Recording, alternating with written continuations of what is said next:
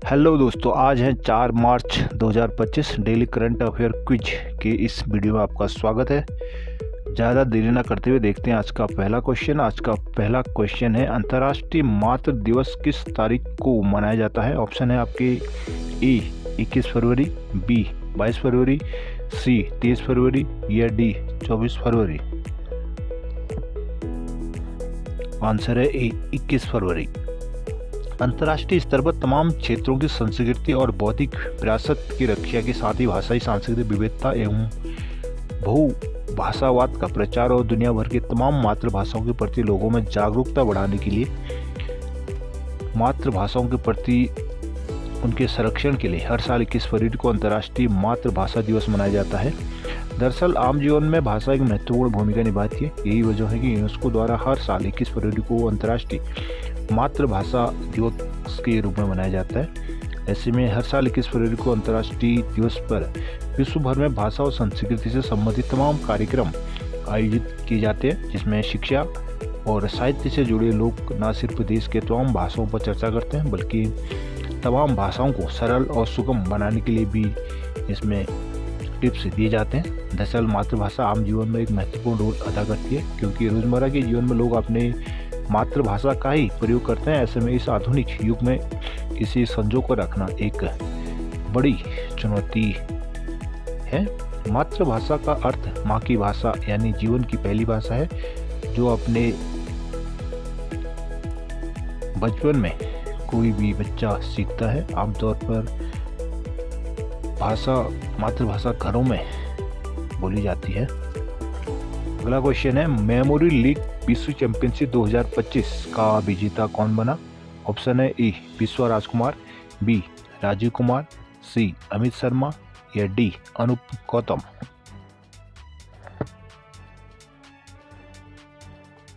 Answer है ए विश्वा राजकुमार। भारतीय छात्र विश्वा राजकुमार ने मेमोरी लीग वर्ल्ड चैंपियनशिप 2025 जीतकर इतिहास रच लिया है। 20 साल के विश्वा राजकुमार ने फरवरी की शुरुआत में मेमोरी लीग वर्ल्ड चैंपियनशिप जीती है, जो एक ऑनलाइन प्रतियोगिता थी जिसमें दुनिया भर के प्रतिभागी हिस्सा लेते हैं। इसमें विश्वा राजकुमार ने 80 रैंडम नंबर को सिर्फ 13.5 सेकंड और 8.4 सेकंड में 30 चित्रों को याद करके गोल्ड मेडल जीता है। मेमोरी लीग वर्ल्ड चैंपियनशिप की लिंक्ड प्रोफाइल के अनुसार राजकुमार पुडुचेरी स्थित एक Manakula Vijayanagar institute of technology के छात्र हैं। इस प्रतियोगिता में विश्व राजकुमार ने 5000 अंकों के साथ शीर्ष स्थान हासिल किया है। उन्होंने 80 रैंडम नंबर को केवल 13.5 सेकंड में जीतकर अपनी श्रेष्ठतम मेमोरी का परिचय दिया है। अगला क्वेश्चन है, अंगदान करने वाले को राज्य सम्मान देने वाला केंद्र कौन सा केंद्र शासित राज्य बना है? ऑप्शन है ए हिमाचल, बी पुडुचेरी, सी चंडीगढ़ या डी दिल्ली।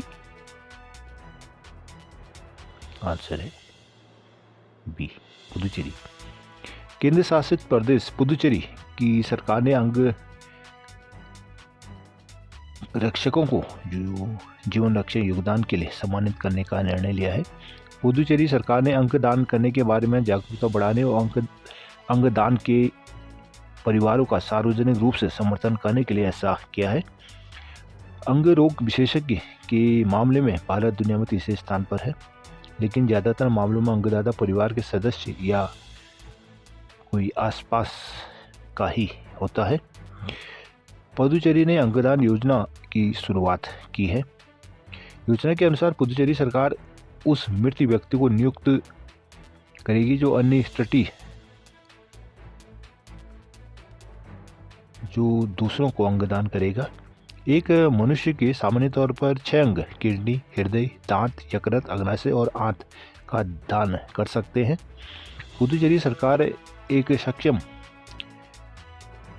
दानदाता के पार्थिव शरीर पर पुष्प चक्र या माला चढ़ाएगी और उन्हें पुष्पांजलि या मंगल दानकर्ता के अंतिम संस्कार के समय निवास पर पार्थिव शरीर पर विशेष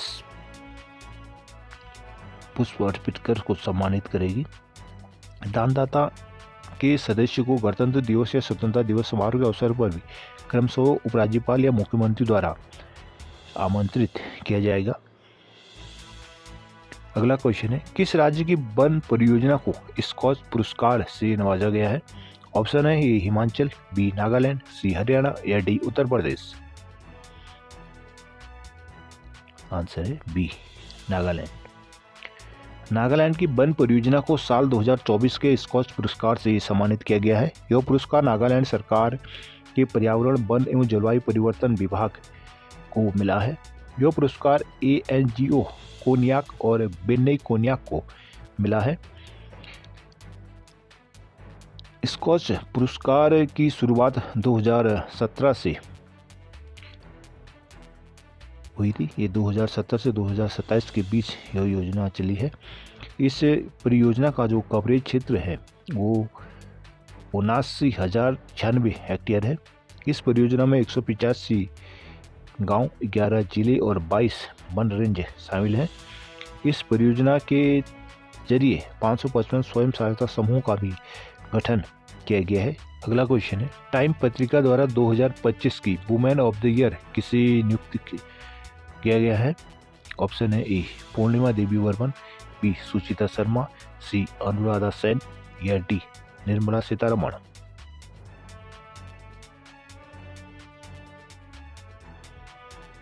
आंसर है ए पूर्णिमा देवी बर्मन। असम की वन्यजीव वैज्ञानिक डॉक्टर पूर्णिमा देवी बर्मन को टाइम मैगजीन ने साल 2025 की वुमेन ऑफ द ईयर चुना है। पूर्णिमा देवी बर्मन आसाम की एक मशहूर वन्यजीव वैज्ञानिक है। मई 2024 में ब्रिटिश वन्यजीव चैरिटी ने उन्हें ग्रीन ऑस्कर के नाम से मशहूर है व्हिटली गोल्ड अवार्ड से भी सम्मानित किया था। यह अवार्ड उन्हें विलुप्त हो रही ग्रेटर एडजुटेंट स्टॉर्क, जिसे असमिया में हरगिला कहा जाता है, इसके संरक्षण में उत्कृष्ट योगदान देने के लिए चुना गया है। अगला क्वेश्चन है, सोल लीडरशिप कॉन्क्लेव के पहले संस्करण का उद्घाटन किसने किया? ऑप्शन है ए नरेंद्र मोदी, बी राहुल गांधी, सी नितिन गडकरी या डी राजनाथ सिंह। आंसर है ए नरेंद्र मोदी। प्रधानमंत्री नरेंद्र मोदी ने भारत पैगाम नई दिल्ली में सोल कन्वेंशन 2025 का उद्घाटन किया। सोल का मतलब है school of ultimate leadership, SOUL। विकासशील भारत के नेतृत्व विकास में एक महत्वपूर्ण कदम है। यह कार्यक्रम विभिन्न क्षेत्रों में भविष्य के नेताओं को केंद्रित करने के लिए तैयार किया जाता है, जिससे वो निर्णय लेने, अनुकूलन और समस्या समाधान दृष्टिकोण विकसित कर सके। सोल का एक समर्पित पेटी गिफ्ट सिटी गुजरात के पास स्थापित है, जो वर्ल्ड स्टार नेतृत्व प्रशिक्षण प्रदान करता है। अगला क्वेश्चन है, अमेरिकी जांच एजेंसी FBI के नए निदेशक कौन बने हैं? ऑप्शन है ए अनिरुद्ध सिंह, बी राजवीर सिंह, सी नितिन गडकरी या डी काश पटेल। आंसर है डी काश पटेल। भारतीय अमेरिकी काश पटेल को अमेरिका की शीर्ष जांच एजेंसी संघीय जांच ब्यूरो FBI का निदेशक नियुक्त किया गया है। वह इस पद में पहुंचने वाले पहले भारतीय मूल के व्यक्ति हैं। अपनी नियुक्ति के बाद उन्होंने अमेरिका के दुश्मनों को सख्त चेतावनी देते हुए कहा कि हम इस गिरोह के हर कोने में तुम्हारा पीछा करेंगे। पटेल को अमेरिकी सीनेट ने 51-49 के मामूली बहुमत से FBI निदेशक के रूप में मंजूरी दी है। हालांकि उनके नामांकन का डेमोक्रेट ने कड़ा विरोध भी किया है। यहाँ तक कि 2 रिपब्लिकन सीनेटर लिसा मुर्कोस्की और सुसान कोलिंस ने भी उनके खिलाफ वोट दिया। सीनेटर कोलिंस ने कहा कि पटेल ने FBI की निष्पक्षता पर सवाल उठाए हैं, जिससे उनकी नेतृत्व क्षमता पर संदेह होता है। अगला क्वेश्चन है, सांस्कृतिक पहचान और सांस्कृतिक संसाधनों की रक्षा के लिए नया भूमि कानून किस राज्य में मंजूर हुआ है? ऑप्शन है ए हिमाचल, बी उत्तराखंड, सी हरियाणा या डी पश्चिमी बंगाल। आंसर है बी उत्तराखंड। उत्तराखंड के मुख्यमंत्री पुष्कर सिंह धामी ने राज्य के निवासियों की लगातार बढ़ती मांगों के बाद सरकार ने राज्य के संसाधनों की सुरक्षा के लिए भूमि कानून को मंजूरी दी है।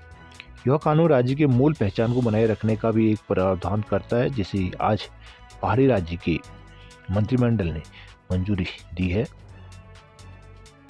हाल ही में किस बैंक ने भारत तिब्बत सीमा पुलिस पर आईटीबीपी के साथ एक समझौता ज्ञापन पर हस्ताक्षर किए हैं? ऑप्शन है A bank of Baroda, B bank of Maharashtra, C Punjab national bank या डी केनरा बैंक। आंसर है पंजाब नेशनल बैंक। देश के प्रमुख सार्वजनिक क्षेत्र के बैंक पंजाब नेशनल बैंक ने आईटीबीपी के साथ एक समझौता ज्ञापन पर हस्ताक्षर किए हैं। पीएनबी के महाप्रबंधक एसपी सिंह और आईटीबीपी के महानिरीक्षक एसएसआई मैमगिन ने आईटीबी के मुख्यालय सीजीओ कॉम्प्लेक्स नई दिल्ली में इस एमओयू पर हस्ताक्षर किए हैं। सिद्धांत के संयोजक सकाई विनय कुमार गुप्ता, मुख्य महाप्रबंधक पीएनबी विकास बर्मन, संबद्ध प्रशासन बैंक और आईटीबीपी के अन्य वरिष्ठ अधिकारी की भी यहाँ पर उपस्थित रही है। अगला क्वेश्चन है, हाल ही में मुथूट फाइनेंस को भारतीय रिजर्व बैंक से कितनी नई शाखाएं खोलने की मंजूरी मिली है? ऑप्शन है ए 112, बी 115, सी 123 या डी 135। आंसर है बी 115। स्वर्ण ऋण में विशेषज्ञता रखने वाली भारत की सबसे बड़ी गैर बैंकिंग वित्तीय कंपनी मुथूट फाइनेंस लिमिटेड को भारतीय रिजर्व बैंक ने 115 नई शाखाएं खोलने की मंजूरी दी है। 26 फरवरी 2025 को एक विनियामक फाइलिंग में मुथूट फाइनेंस ने स्टॉक एक्सचेंजों को इस महत्वपूर्ण विकास के बारे में सूचित किया था। स्वर्ण ऋण जो गोल्ड लोन में विशेषता रखने वाली भारत की सबसे बड़ी गैर बैंकिंग वित्तीय कंपनी फाइनेंस को खोलने की जो मंजूरी मिली है, इसके लिए आरबीआई ने उन्हें सलाह दी है कि वो नई स्थापित शाखाओं का विवरण प्रस्तुत करें, साथ ही मजबूत सुरक्षा उपाय और सुरक्षित तिजोरियां सहित सोने के आभूषणों के लिए उचित भंडारण सुविधाएं सुनिश्चित करें। अगला क्वेश्चन है, 97वें अकादमी पुरस्कारों में सर्वश्रेष्ठ फिल्म का अवार्ड किसे मिला है? ऑप्शन है ए द ब्रूटलिस्ट, बी लापता लेडीज या सी अनोरा या डी इनमें से कोई नहीं।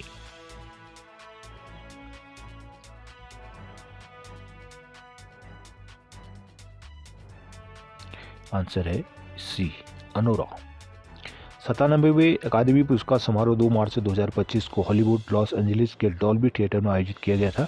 इस समारोह की मेजबानी कॉनन ओब्रायन ने की है। यहाँ फिल्मों की 30 श्रेणियों में सम्मानित किया गया था जो 2024 में रिलीज हुई थी। अनोरा ने सर्वश्रेष्ठ फिल्म का पुरस्कार जीता है, जो शॉन बेकर द्वारा निर्देशित एक रोमांटिक कॉमेडी ड्रामा है। अगला क्वेश्चन है, हाल ही में किसी रक्षा लेखा महानियंत्रक के रूप में नियुक्त किया गया है? ऑप्शन है ए राजीव सिन्हा, बी मयंक शर्मा, सी अभय सक्सेना या डी विनोद कुमार। आंसर है बी मयंक शर्मा। डॉक्टर मयंक शर्मा को 1 मार्च 2025 को पदभार ग्रहण करते हुए रक्षा लेखा महानियंत्रक सीजीडीए के रूप में नियुक्त किया गया है।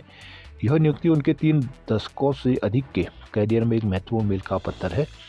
इस भूमिका से पहले डॉक्टर शर्मा को 1 जनवरी 2025 को विशेष सीजीडीए के रूप में भी नियुक्त किया गया था। अगला क्वेश्चन है, हाल ही में किसी राजस्व विभाग का अतिरिक्त प्रभार सौंपा गया है? ऑप्शन है ए राजन रामास्वामी, बी अनुराग शुक्ला, सी राघव कुमार या डी अजय सेठ। आंसर है डी अजय सेठ। हाल में आर्थिक मामलों के सचिव अजय सेठ को राजस्व विभाग का अतिरिक्त प्रभार सौंपा गया है। यह निर्णय तब आया जब तुहिन कांत पांडे को भारतीय प्रतिभूति और विनिमय बोर्ड सेबी का अध्यक्ष नियुक्त किया गया है। पांडे से पहले राजस्व विभाग का प्रभार संभाले हुए थे। अजय सेठ 1987 बैच के कर्नाटक कैडर के आईएएस अधिकारी हैं। अगला क्वेश्चन है, विश्व वन्यजीव दिवस हर साल कब मनाया जाता है? ऑप्शन है ए 1 मार्च, बी 2 मार्च, सी 3 मार्च या डी 4 मार्च। आंसर है सी 3 मार्च। वन्यजीव दिवस हर साल 3 मार्च को मनाया जाता है। इस वर्ष का थीम वन्यजीव संरक्षण, वित्त, लोगों और ग्रहों में निवेश है, जो वन्यजीव संरक्षण के लिए वित्तीय संसाधनों को अधिक प्रभावी और स्थायी बनाने पर केंद्रित है। विश्व वन्यजीव दिवस की स्थापना संयुक्त राष्ट्र महासभा द्वारा 2013 में की गई थी। अगला क्वेश्चन है, हाल ही में किसे फोर्ब्स इंडिया लीडरशिप अवार्ड से सम्मानित किया गया है? ऑप्शन है ए सचिन तेंदुलकर, बी MS धोनी, सी राहुल गांधी या डी जय शाह। आंसर है डी जय शाह। अंतर्राष्ट्रीय क्रिकेट परिषद ICC के अब तक के सबसे कम उम्र के अध्यक्ष जय शाह को हाल ही में फोर्ब्स इंडिया लीडरशिप अवार्ड फिला 2025 के 14वें संस्करण में आइकन ऑफ एक्सीलेंस अवार्ड से सम्मानित किया गया है। यह प्रतिष्ठित सम्मान क्रिकेट प्रशासन, नवाचार और खेल के वैश्विक विस्तार में उनके योगदान के लिए दिया गया है। अगला क्वेश्चन है, किस संस्थान ने सौर पराबैंगनी इमेजिंग टेलीस्कोप सूट विकसित किया है?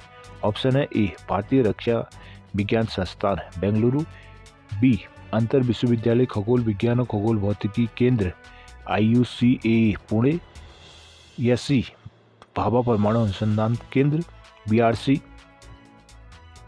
या डी उपरोक्त सभी। आंसर है बी अंतर विश्वविद्यालय खगोल विज्ञान और खगोल भौतिकी केंद्र IUCAA पुणे। आदित्य L1 पर सौर पराबैंगनी इमेजिंग टेलीस्कोप सूट SUIT ने 6.3x श्रेणी के सौर ज्वाला एक अत्यधिक तीव्र सौर विस्फोट का पता लगाया है। सूट टेलीस्कोप इसरो के आदित्य L1 भारत के पहले सौर मिशन पर एक रिमोट सेंसिंग पेलोड है। मिशन 2 सितंबर 2023 को लॉन्च किया गया था। सौर पराबैंगनी इमेजिंग टेलीस्कोप सूट को इसरो के साथ पुणे के inter university centre for astronomy and astrophysics द्वारा विकसित किया गया है। सूट सूर्य की पूर्ण डिस्क और क्षेत्र विशिष्ट छवियों को कैप्चर करता है। यह सूर्य की परतों का अध्ययन करने के लिए 200-400 nm तरंगदैर्घ्य में से 11 कैलिब्रेटेड फिल्टर का भी उपयोग करता है। अगला क्वेश्चन है, किस नियामक संस्था ने कॉर्पोरेट बॉन्ड के लिए बॉन्ड सेंट्रल नामक एक केंद्रीकृत डेटाबेस पोर्टल लॉन्च किया है? ऑप्शन है ए भारतीय रिजर्व बैंक, बी भारतीय प्रतिभूति और विनिमय बोर्ड सेबी, या सी भारतीय बीमा नियामक और विकास प्राधिकरण, या डी वित्त मंत्रालय। आंसर है बी सेबी भारतीय प्रतिभूति और विनिमय बोर्ड। भारतीय प्रतिभूति और विनिमय बोर्ड ने कॉर्पोरेट बॉन्ड के लिए एक बॉन्ड सेंट्रल नामक एक केंद्रीकृत डेटाबेस पोर्टल लॉन्च किया है। यह भारत में कॉर्पोरेट बॉन्ड के बारे में जानकारी के एकल प्रमाणिक स्रोत के रूप में कार्य करेगा। इसे online bond platform provider association OBPP association द्वारा स्टॉक एक्सचेंज और डिपोजिटरी जैसे मार्केट इंफ्रास्ट्रक्चर इंस्टीट्यूट MII के सहयोग से विकसित किया गया है। पोर्टल का उपयोग निःशुल्क होगा। यह जनता के लिए सूचना भंडार के रूप में भी कार्य करेगा। इसका उद्देश्य पारदर्शिता बढ़ाना और निवेशकों को सूचित निर्णय लेने में मदद करना है। अगला क्वेश्चन है, किस दिन को विश्व नागरिक सुरक्षा दिवस के रूप में मनाया जाता है? ऑप्शन है ए 1 मार्च, बी 2 मार्च, सी 3 मार्च, या डी 4 मार्च।